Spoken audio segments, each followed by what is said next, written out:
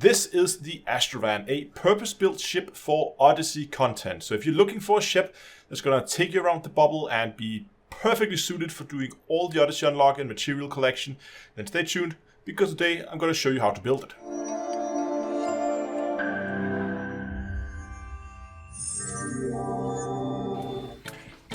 Guys, I have something exciting to share with you guys. Today's video is brought to you by me and the Down to Earth store. So head over to store.d2a.com, check out the cool products. Not only are there new designs, but also new products like caps, beanies, jackets, which is something you guys have been asking for. You'll find the link in the video description. But for now, let's get back to the video. So the questionably named ship, the Astro. Let's talk about the criteria for the ship so you know what it is that I've been looking for. I wanted a ship that had a decent jump range so I could get around the bubble quick. I wanted to have a fast straight line speed so I could clear mass locks of planets, because again in Odyssey we're spending more time on planets. We want to be able to get out of there as quickly as possible and not waste time. I wanted to be able to at least carry an SRV. I wanted to have enough shield that I could survive a full boost speed impact into a solid object and still have my shields survive. This means that if you're going into a planet with a higher gravity or something like that, you have a higher chance of actually surviving that encounter. And then I had a few other modules that I personally prefer, like missile racks and wake scanners. And I want to take all of that and I wanted to compress that into a small-sized ship so that when you request docking at a station, you will be given a small landing pad, reducing the run distance from the ship to the elevator. So again, we don't waste time running around landing pads. So here we have it. As you can see, it is built on a Dolphin.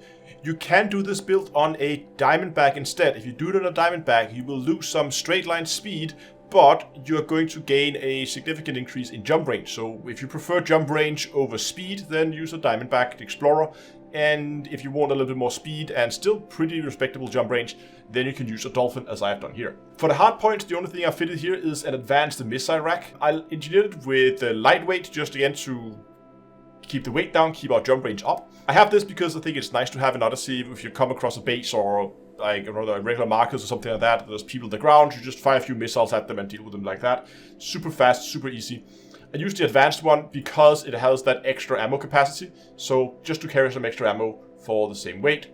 For utilities, the only thing I recommend is a point defense, mainly if you want to go to Guardian sites at some point. I know there's nothing Odyssey specific there, but to use this as a more general purpose bubble ship, having a point defense on the roof is super handy to deal with the sentinels when they're firing missiles. I know they're not doing that right now, but I do believe that's a bug that's going to get fixed in the future. The two large utilities, you can do with whatever you like. I like to bring a frameshift wake scanner if I want to go and collect data, but this is really optional and you don't have to fit one. Again, I have a 0A, which is a little overpowered. I would consider maybe downgrading that to a B or C or something, but this is what I have, so this is what I'm running with right now. In my case here, my frameshift wake scanner has a fast scan on it, so I get down to that 2-second scan time, which I think is super handy. But again, the two large utilities, do whatever you feel like, put whatever you want here, or leave them blank, that's up to you.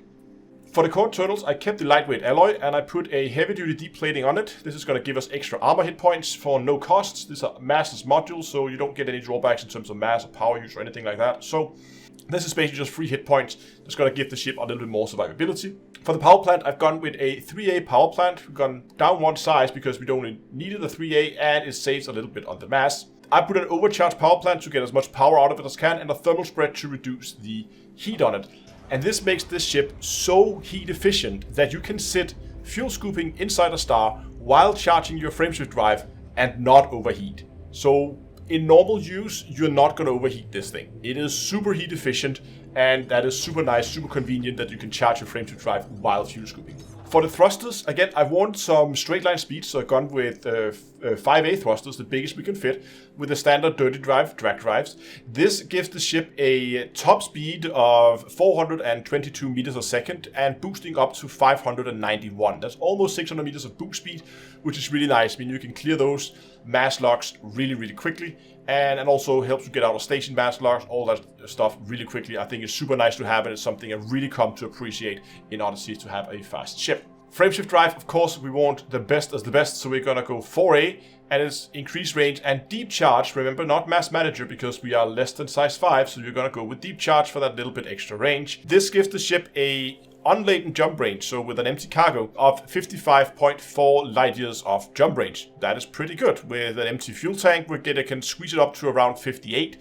But so around the 55 to 58 range is going to be your jump range, which is, I think, really good. It's pretty much the sweet spot when it comes to bubble ships. I think if you go for something with the Diamondback, you're gonna be pushing that jump range up in the the high 60s, close to 70, maybe even over 70, depending on your loadout. So you can get significantly more jump range, but you're gonna lose I think almost 200 meters a second boost speed.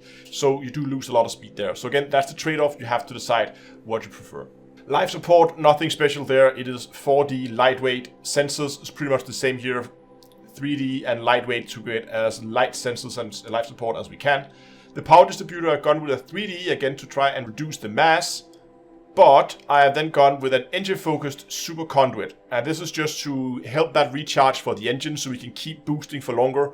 Also, if you want to cover long distances in the ship in sublight, you can definitely do that very, very quickly. For the optional internals in our single grade 5 slot, I of course fitted a Guardian frameshift drive booster for that extra 10.5 light years of jump range, which is really, really nice, helping us get that jump range as we need. Then in the class 4 slot, I have a fuel scoop. Now we have a pretty good fuel tank, so without a scoop, we can go like 280.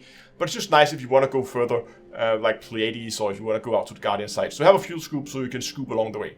Then I have a shield generator in the class 4 slot. Remember I say I wanted to be able to do those full speed impacts. This is why I fitted a 4D shield generator. And in this case, I have fitted it with reinforced high cap to boost those hit points. This gives me a total of 225 shield hit points. And again, remember for impacts, resistances doesn't matter. It doesn't count as kinetic damage. It counts as absolute damage. So resistances doesn't matter. That's why I've gone for pure hit points here. Then I just have some cargo racks because I didn't really know what else to put here. So in the class 3 slots and 2 of the class 2s, put whatever you like. If you want to have anything else than what I have here, replace the cargo racks with something else. That is 100% up to you to use these slots as you see fit. I do recommend though that you fit a planetary vehicle hangar, a 2G one, the lightest one, so that you can carry an SRV. That is almost, I would say, a must to have doing Odyssey to be able to carry that SRV with you.